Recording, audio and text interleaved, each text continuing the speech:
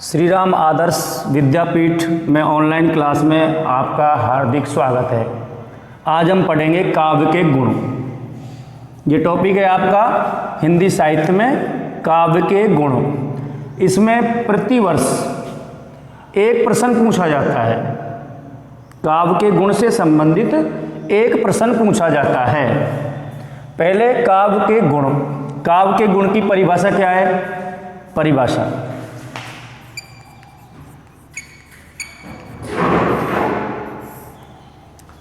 काव्य में रस के उत्कर्ष को बढ़ाने वाले तत्व को काव्य गुण कहते हैं। काव्य गुण किसे कहते हैं? काव्य में रस के उत्कर्ष को बढ़ाने वाले तत्व को काव्य का गुण कहते हैं। ये इसकी परिभाषा हो जाएगी। काव्य के गुण की परिभाषा कि काव्य गुण किसे कहते हैं। काव्य गुण किसे कहते हैं? काव्य में रस के उत्कर्ष को बढ़ाने वाले तत्व को काव्य का गुण कहते हैं।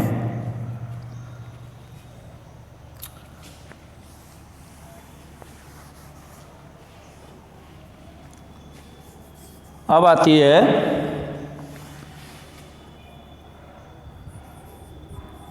काव्य गुण कितने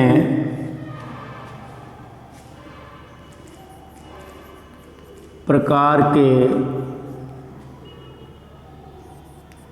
होते हैं। काव्य गुण कितने प्रकार के होते हैं? नाम लिखिए।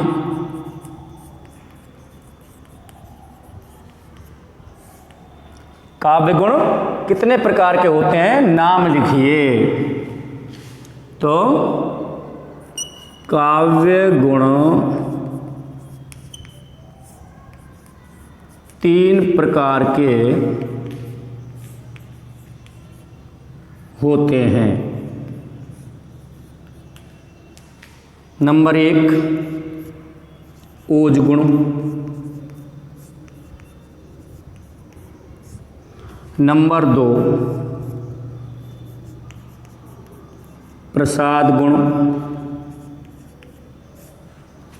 नंबर 3 माधुर्य गुण।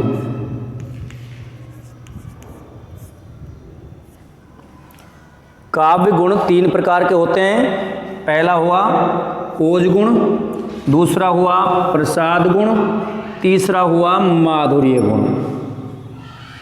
प्रश्न इस तरह से भी पूछा जा सकता है कि काव्य गुण कितने प्रकार के होते हैं? नाम लिखिए।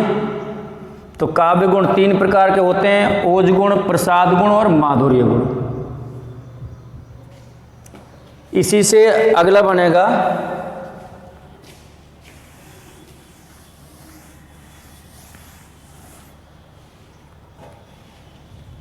इसको प्रारूप के अनुसार देखो। प्रारूप में देखिए काव्य गुण लिख दिया, ऐसे एक डायग्रामा बना लो, प्रारूप तैयार कर लो ऐसे।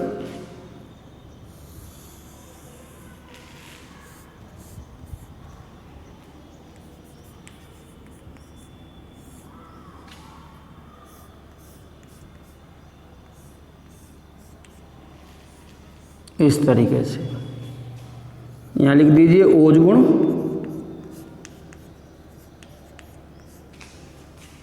यहाँ लिख दीजिए प्रसाद गुण, यहाँ लिख दीजिए माधुर्य गुण।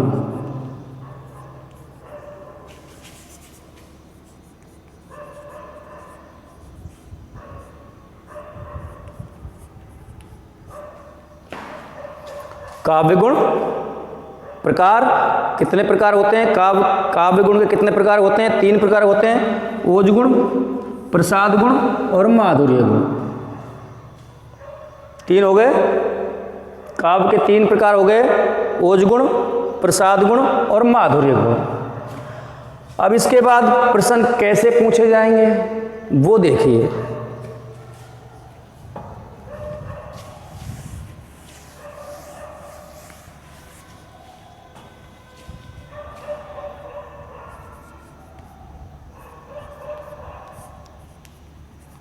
ओज गुण किसे कहते हैं? ओज गुण किसे कहते हैं? ओज गुण को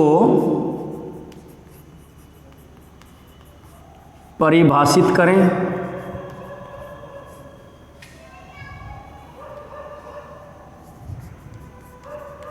ओज गुण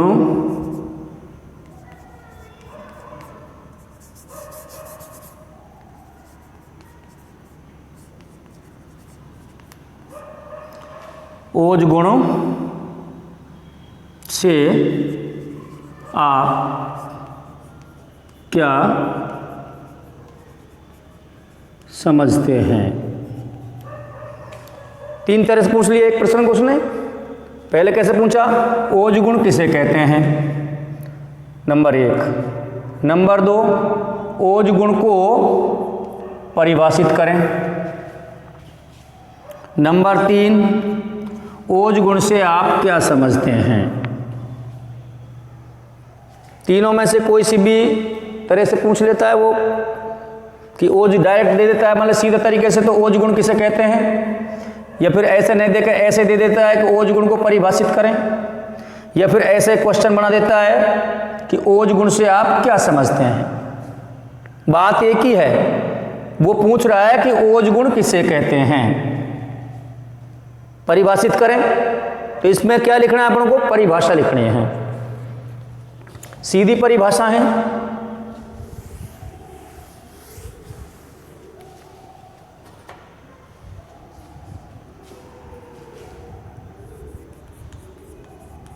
ओज गुण को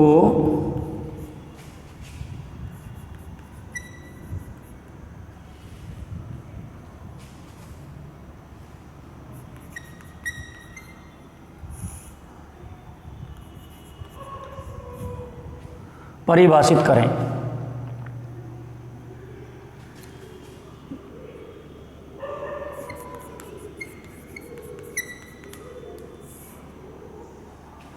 परिभाषा में हमें बहुत ही सीधी परिभाषा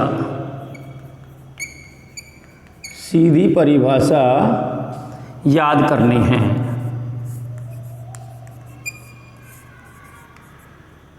और वह परिभाषा है कि जिस कविता को पढ़कर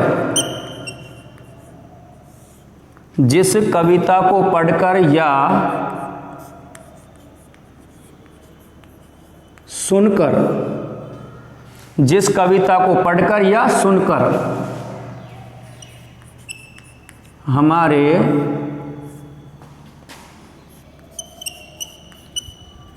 चित्त का विस्तार हो जाता हो, वहाँ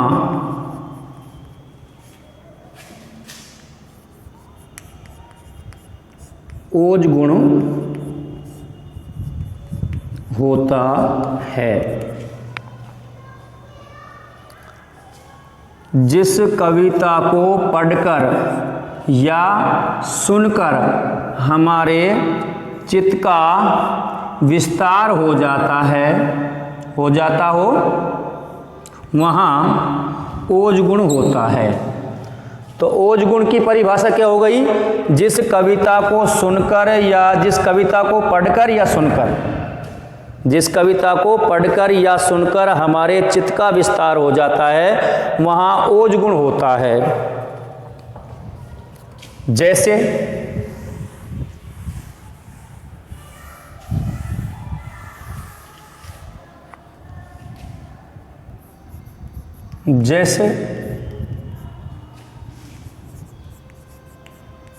क्षमा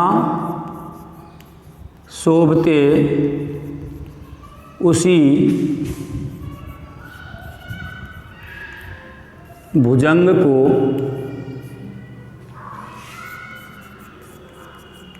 जिसके पास गरल हो। क्षमा सोबते उसी भुजंग को जिसके पास गरल हो, उसको क्या जो दंतहीन विषहीन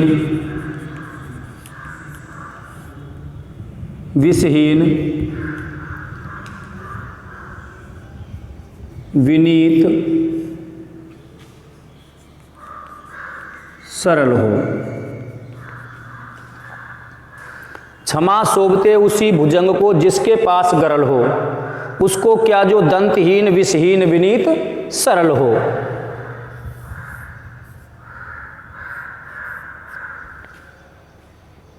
ओज गुण की परिभाषा के मत अनुसार ओज गुण की परिभाषा के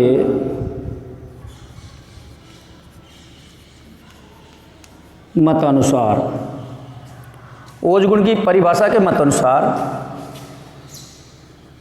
उक्त काव्य पंक्तियों को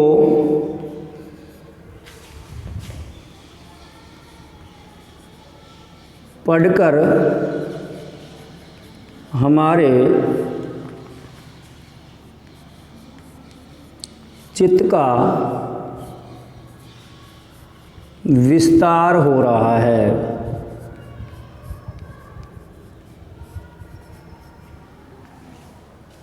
उक्त काव्य पंक्तियों को पढ़कर, उक्त यानी ऊपर लिखी हुई, क्या लिखी हुई है ऊपर? क्षमा सोबते उसी भुजंग को जिसके पास गरल हो, उसको क्या जो दंतहीन विषहीन विनीत सरल हो। तो ओज गुण की परिभाषा के मत अनुसार काव्य पंक्ति को पढ़कर हमारे चित्त का विस्तार हो रहा है। इन पंक्तियों को पढ़ करके हमारे मस्तिष्क का विस्तार हो रहा है, हमारे चित्त का विस्तार हो रहा है, इसलिए यह ओज गुण है। इसलिए यह ओज गुण है।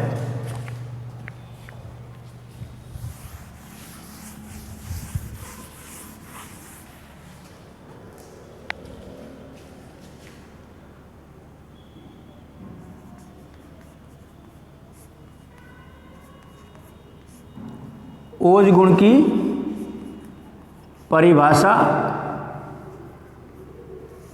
एवं उदाहरण।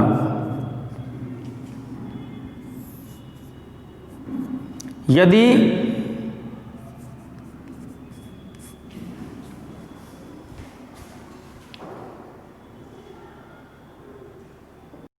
तो ओज गुण की परिभाषा एवं उदाहरण। यदि प्रश्न इस तरह पूछा जाए कि ओज गुण को उदाहरण सहित स्पष्ट करें, तो आपको वही परिभाषा लिखनी है, वो उदाहरण लिखना है कि जिस कविता को पढ़ करके या सुन करके हमारे चित्त का विस्तार हो जाता है उसे ओज गुण कहते हैं। क्षमा सोबते उसी भुजंग को जिसके पास गरल हो, उसको क्या जो दंतहीन विषहीन विनीत सरल हो। वो उदाहरण लिखना है और ये परिभाषा लिखनी है। बहुत सीधी परिभाषा है।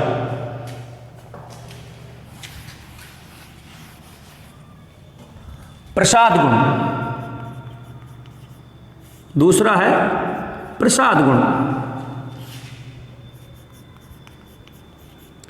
प्रसाद गुण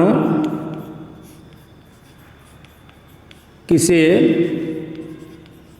कहते हैं? उदाहरण सहित स्पष्ट करें।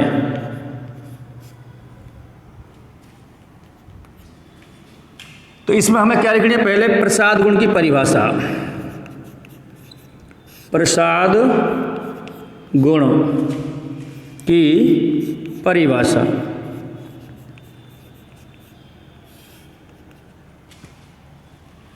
जिस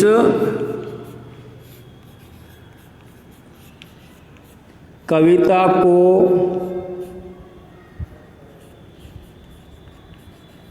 पढ़कर या सुनकर, जिस कविता को पढ़कर या सुनकर उसका अर्थ हमारे चित्त में स्पष्ट हो जाता हो, अर्थात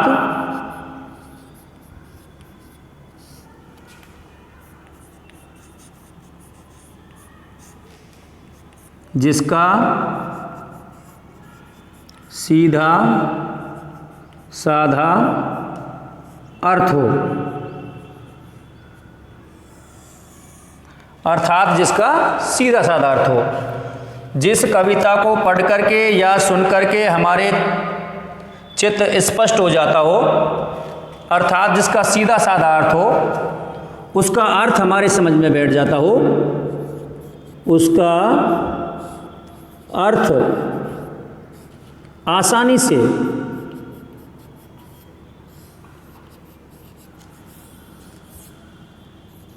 से हमारे समझ में आ जाता हो।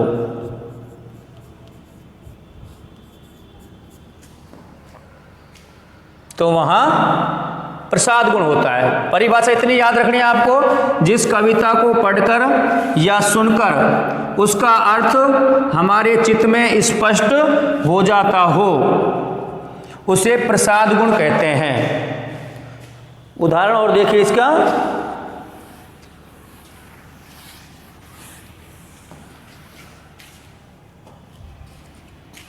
बहुत सीधा उदाहरण है।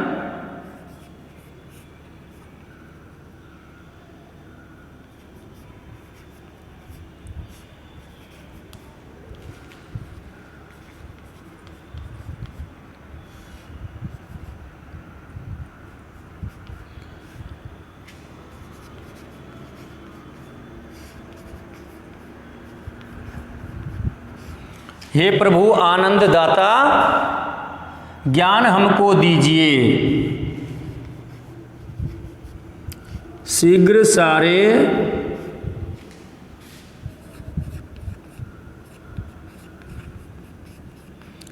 सारे दुर्गुणों को दूर हमसे कीजिए।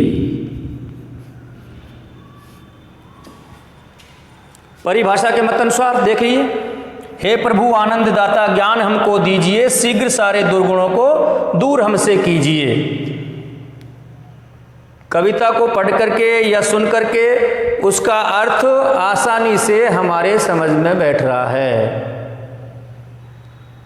इसलिए यह प्रसाद गुण है। तो प्रसाद गुण किसे कहते हैं?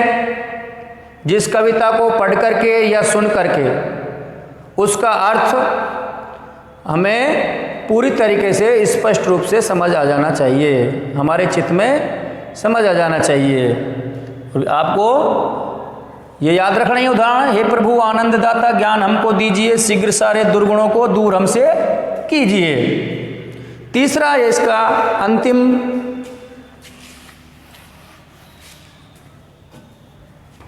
माधुर्य गुण। माधुर्य गुण परिभाषा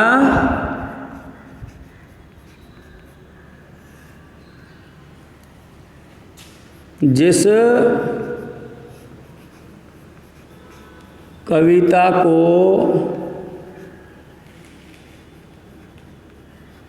पढ़कर या सुनकर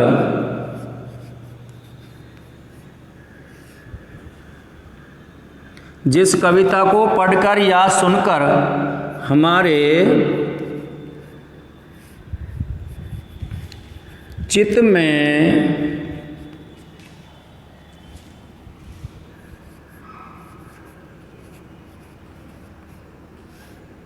मधुरता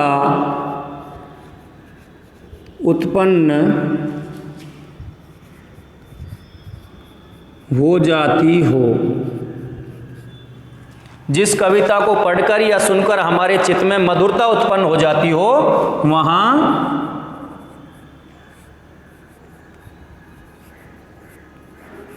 माधुर्य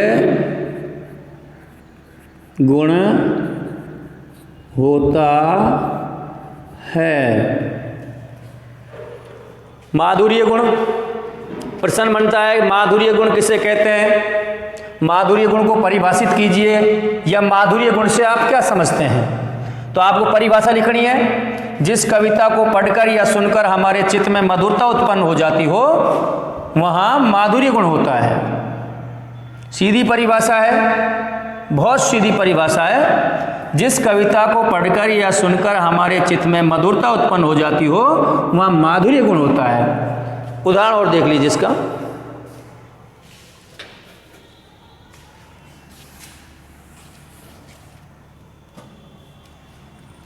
माधुर्य गुण का उदाहरण,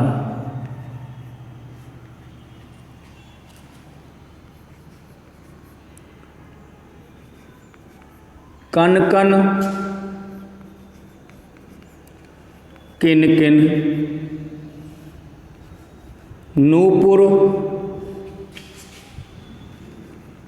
धुनी सुनी। धुनी सुनी अर्थात धुन को सुनना। कन कन किन किन नूपुर धुनि सुनी, कहत लखन, लखन मीन्स लक्ष्मण, कहत लखन सन राम हृदय गुनी।